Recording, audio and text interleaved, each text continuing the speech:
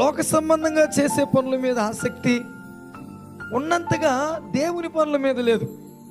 మీరు గమనించండి, చాలామంది ఆదివారం దేవుని సన్నిధికి వచ్చే విషయంలో ఆసక్తిగా రారు, వస్తారు కానీ ఆసక్తిగా రారు.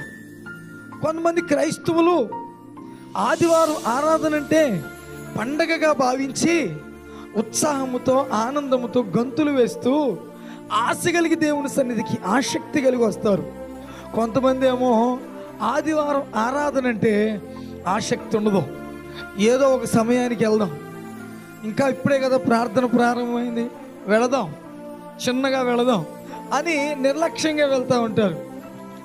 నేనేమంటానంటే ఆదివారం ఆరాధనకు వచ్చే విషయంలో ఏదో ఒక సమయంలో రావటం అనేది అలవాటు అయితే, అందరికంటే ముందు రావటం అనేది ఆసక్తి.